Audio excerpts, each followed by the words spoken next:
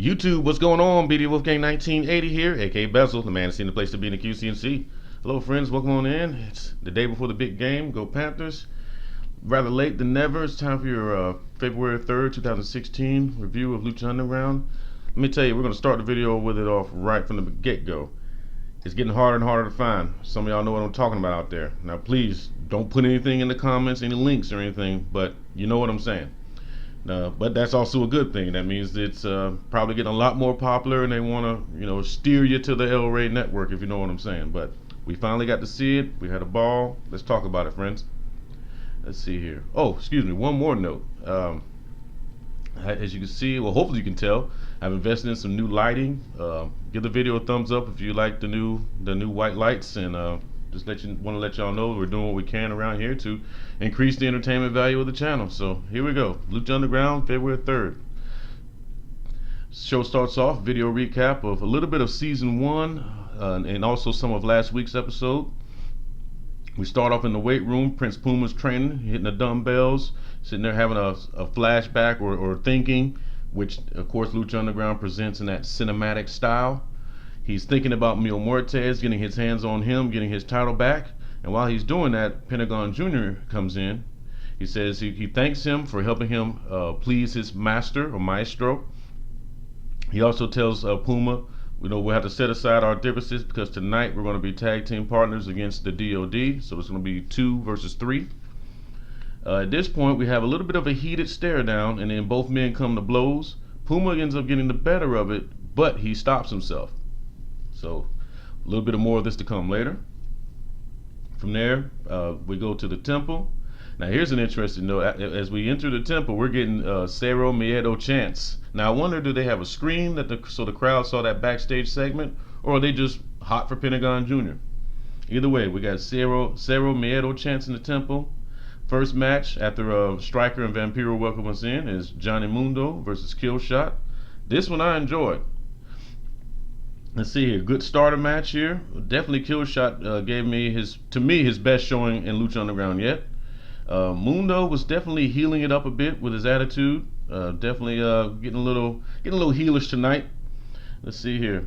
We get a ref bump and then a low blow from Mundo. Then Mundo hits the Fin del Mundo for the 1-2-3. Now one of the funnier chants during this match was Killshot had a near fall on Mundo, and then the crowd actually chanted, "That was 3, that was 3." And of course we got the usual Johnny Zero chants. Good match. I hope it doesn't end as far as the storyline, because I could handle a couple more of these matches, but unfortunately I think it is, because after this match concluded, the man called Cage interrupted. He comes out, calls out Mundo. He says, "Look, you're talking a lot of smack.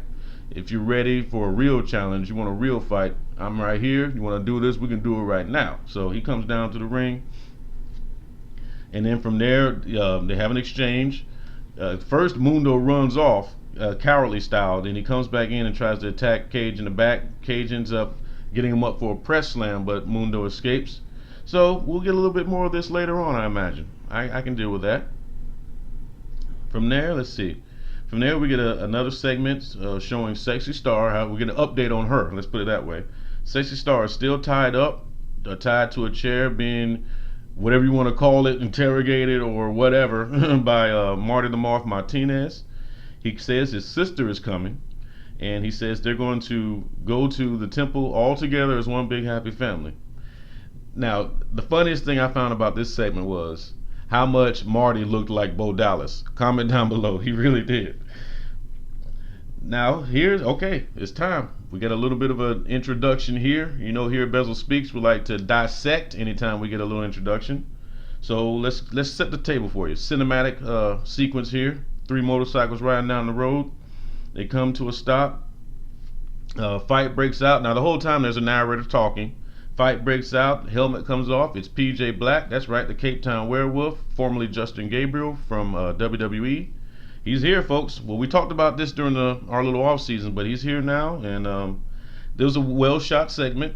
He said he's here. He said he's been around the world, and he never got the respect he deserves. He said he's here in LU to get the respect.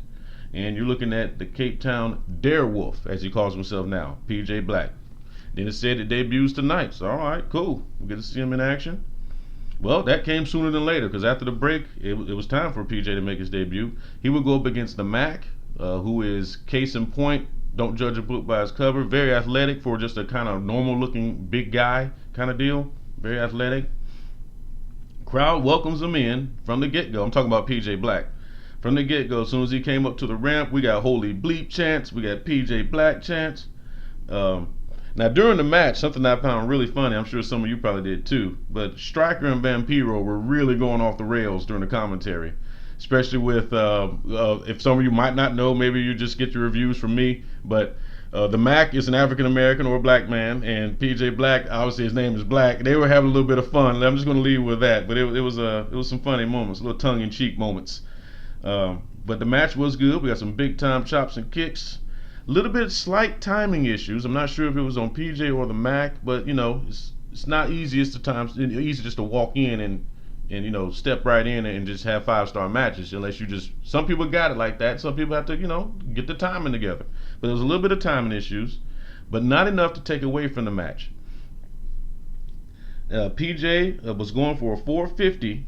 The Mac rolls out of the way. Now PJ tries to set it up again, and this time the Mac catches him in midair with a cutter or a stone cold stunner, whatever you want to call it. Nice spot here, and then from there we get, for me, the shock of the night. We get a 1-2-3. PJ Black loses in his debut. So you got me on that one. I just saw the Mac getting fed to him, or I thought it might end in a schmoz. PJ Black goes down, but you know what? Nothing wrong with it. Who says you have to win on a debut? Because you know what? That's why I just said I was shocked, because like you, we're just expecting and just penciling it in. Well, it's his debut, he's going to win. Well, he didn't win. So we're going to see more of this, I hope. The Mac and PJ Black. But good debut from PJ Black. Welcome on in to Lucha Underground, my friend. There's plenty of room for everyone. Now from there, we have another video package of a new luchadora. Her name is Cobra Moon, and says she'll be debuting next week. She was doing some kung fu, more of the like the animal-based styles, kicking some butt in her little cinematic vignette, whatever you want to call it. Wait a minute, I ought to be ashamed of myself. Here at Bezell Speaks, we used to call those docu-promos, like a documentary / promo. So her docu-promo. I'm surprised some of y'all might call me out on that in the comments. We used to call those docu-promos. Alrighty, so here we go. It's time for your main event. The new promoter or proprietor of Lucha Underground, the lovely Katrina. She comes out with the Disciples of Death, the DOD. This will be 3-on-2 versus the first ever Lucha Underground champion, Prince Puma, and also Pentagon Jr., the big time up and comer. Let's do this. 3-on-2 action here with Puma and Pentagon still at odds even during the match. The DOD, in my opinion, definitely had their best showing, because I never really was impressed with them, and I'll do you one better. To me, they always kind of gave me that vibe. I'm going to take it back to the 90s here for some of y'all. Remember the Power Rangers, the original run of the Mighty Morphin Power Rangers? The Putties? I don't know. Give it a thumbs up, you know what I'm talking about. Comment down below. But they just remind me of the Putties, all the way to their masks. But they definitely had a good showing tonight. Best showing to me as far as what I've seen from them. After some back and forth action, including some nice dives over the top rope to the outside by all the luchadors, Puma goes up top. He tries to set up the 630. Pentagon tags him blindly. Puma didn't even know what happened.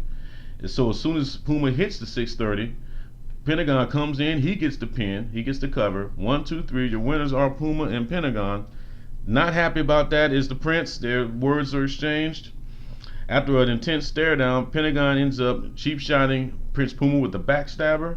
And then from there, he sets up the arm breaker. He's getting ready to let it snap, but Puma does escape. And that's how the show ended. At this point, we're getting our credits.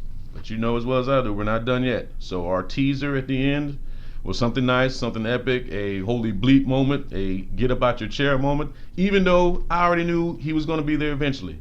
But let's get down to the storyline. The luchador, I don't remember his name, so please comment down below if you do, but El Dragon Azteca's, I guess you want to say his ward, not his ward, but his protege. His protege ends up taking up the call. He takes on that mask, and there's a voice, a very familiar voice talking the whole time saying, you have to carry on the legacy. El Dragon Azteca was my mentor too, but I chose a different path. Now this is your time to wear that mask and do everything that goes along with it.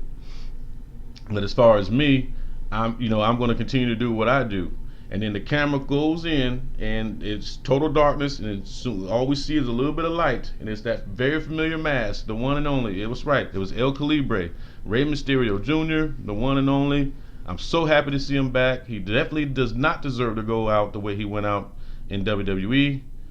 You know what? It'd be nice for him to go out with the big lights and all that, but you know what? He wants to go out around people that respect and love what he does. You could even hear in his voice. I heard that passion was back. I almost thought I was listening to a little bit of WCW Ray, but I'm pumped. I mean, this was Holy Bleep for me. This was Holy Bleep moment. I was very excited to see him. He got railroaded a couple years ago in WWE, so welcome on in, Rey Mysterio. Now, is he going to be doing the crazy stuff like he did 20 years ago? Of course not. Not worried about that. I'm just glad that he's found a spot where he can really fit in. He's going to get the respect that he deserves. You know that the Temple doesn't play in that regard. They love their lucha and they love their stars. So, welcome on in, Ray. And as far as El Dragon Azteca 2, whatever you want to call him, let's see what you have to offer too. But what a show, folks. A lot of fun. Not the most lucha that we're used to, but lots of storylines, lots of setting up, ridiculously well shot. Now, before we go, I want to touch on something, and it might be to the point where we just open up another video and handle it that way. But this whole Jim Cornette and his comments on Lucha Underground, he called it, a bunch of crap. Well, he used some choice language, but he really buried it under. And to be fair, if you look at it from a distance, you might be like, well, it's Jim Cornette. He's very outspoken. He's too old school. He's a grandpa, whatever you want to call it. Me personally, I grew up literally watching Jim Cornette. I mean, I told you guys before, I grew up watching NWA, WCW. So he was a fixture in my whole childhood growing up as far as that part is concerned. But that doesn't mean he gets a free pass. I want to know your opinions on it.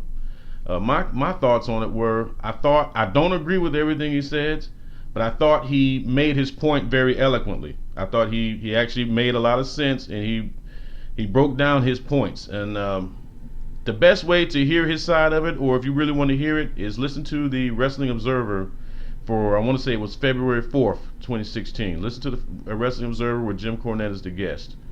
But he says it's a bunch of crap, and it's too much movie this. He wasn't too crazy about the male on female violence.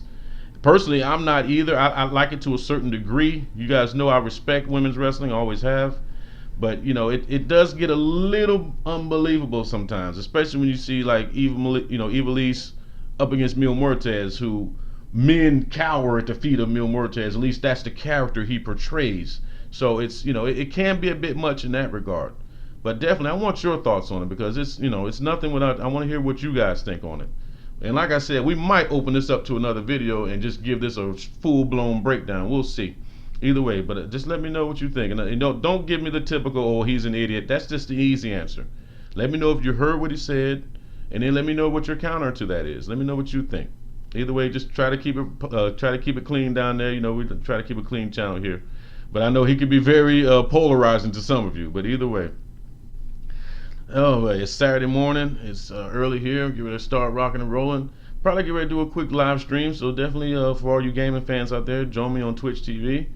But till we meet again, go out there, be good to one another, be good to yourself, be true to yourself. I will see you later, my friends. Take care. Bezell's out. Go Panthers. Come on, keep pounding. Let's do it. Tomorrow, baby. Take care, everyone. Peace.